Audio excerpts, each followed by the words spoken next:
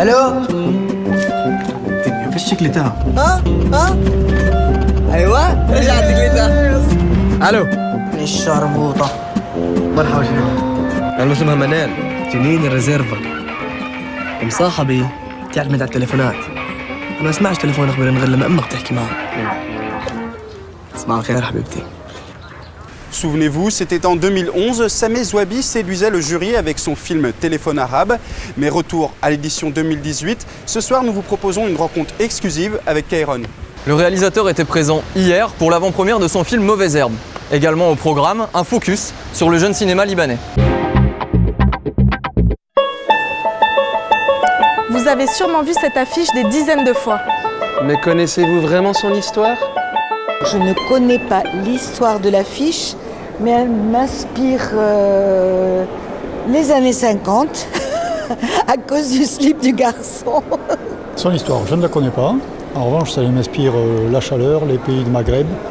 Bien vu. Cette affiche est tirée d'une photo prise à l'est de la Méditerranée au Liban. Elle a été sélectionnée parmi 12 autres clichés à Moghio. Et l'original, le voici, en noir et blanc. On est vite arrivé sur l'idée du dégradé, vu que c'était plutôt dans la modernité des réseaux sociaux. On a rajouté à chaque fois plusieurs petits éléments et arrivé au bout du bout, on est arrivé à installer après le bloc marque qui a fait un ensemble qui nous paraissait cohérent et évident. Une affiche qui reprend les codes couleurs du Cinémed et qui incarne le festival. C'est l'essence même du cinéma qui est représenté à travers ce visuel, à savoir l'art de l'illusion, l'effet d'optique, donné à voir, il y a une perspective, il y a un second plan. En fait, cette photo est complètement cinématographique. Une photo qui en inspire plus d'un, même les 3 chauffeurs officiels du festival l'ont détournée.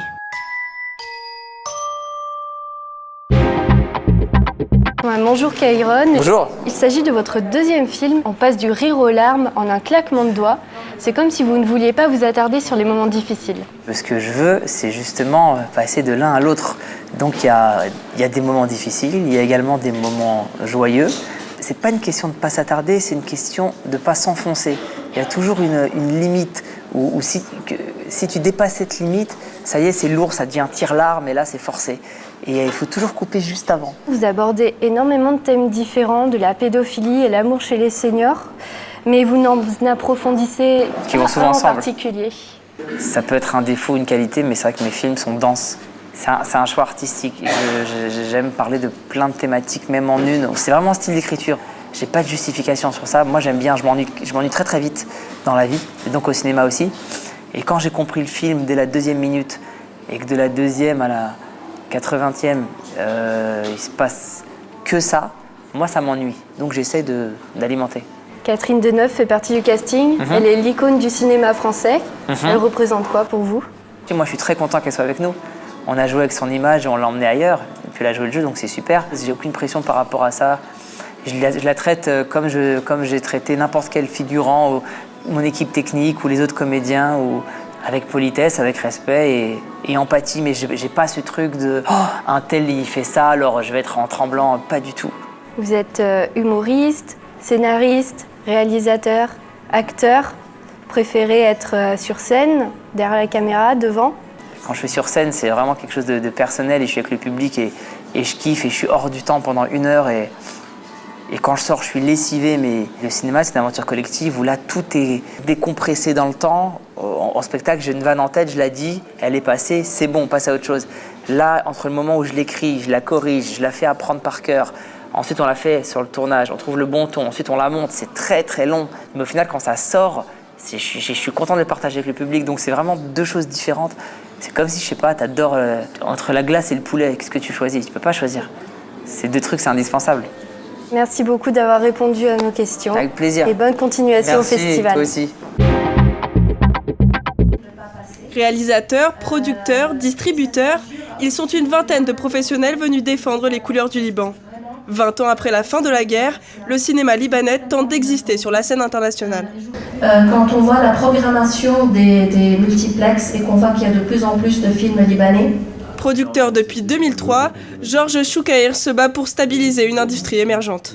Donc ça fait une quinzaine d'années qu'on commence à faire ce travail de structuration de la production, de la distribution, de la vente. Et il y a 15 ans, on n'offrait pas des salaires décents à ces gens-là, et encore moins une régularité. Maintenant, il y a du travail et il y a des salaires. Mais cela ne suffit pas. Mounia Akel a réalisé plusieurs courts-métrages remarqués. L'année dernière, elle a même ouvert la quinzaine des réalisateurs à Cannes. Pourtant, cela reste difficile de faire exister ces films. Le gros challenge, c'est de trouver les financements pour faire nos films, parce que le Liban n'a pas un gros fonds, et donc la structure, donc l'industrie libanaise est en train de naître et de grandir, mais on n'a pas de fonds en fait, donc c'est pour ça qu'on doit aller chercher des fonds à l'extérieur. Avec une dizaine d'écoles de cinéma pour 6 millions d'habitants, l'avenir du jeune cinéma libanais reste prometteur. Je suis un peu bavard. C'est la manière de regarder les personnages. On est dans une réalité qui est plutôt triste, pour ne pas dire sordide. Ce sont des femmes à la rue, ce sont des SDF. C'est pas un mélo, c'est pas un tire-larme, c'est un film joyeux, c'est un film de guerre, et c'est vraiment une très belle surprise. Le film va pas assez suffisamment sur le terrain politique ou économique, parce que ce sont aussi des enjeux qui concernent les centres d'accueil. Les comédiennes jouent vraiment merveilleusement leur partition. De cette rencontre-là naît quelque chose à la fois de très synergique, de très complice. C'est un sujet grave qui est traité, mais qui ne perd jamais le cap de son vrai sujet. C'est comment redonner à ces femmes que la vie martyrise la dignité qui est la leur et qui leur est totalement légitime. Et rien que pour ça, le film vaut le détour. Une nuit sur le transat. Une artiste de circonstance pour le concert événement du festival Hors les Murs. Mardi, PR2B a captivé le public du Rockstore avec son électropop très cinématographique. Dans mon cœur, il y a 1000 passages entre le cinéma, mais qui est mon deuxième amour, et ce que je fais en chanson, ça c'est clair. Moi j'aime bien raconter des histoires dans mes chansons, même si c'est pas l'histoire de quelqu'un, c'est juste l'idée d'un trajet, enfin moi ça m'intéresse, l'idée du travelling, ou de suivre quelque chose. PR2B n'est pas une inconnue au Cinémed. L'année dernière, elle a signé la musique d'un film en sélection officielle, Retour à Bolène.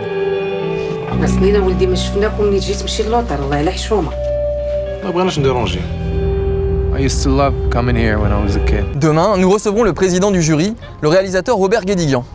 Mais tout de suite, dans le cadre d'Octobre Rose, le Cinémed consacre une soirée pour la lutte contre le cancer du sein avec le film Haut les cœurs.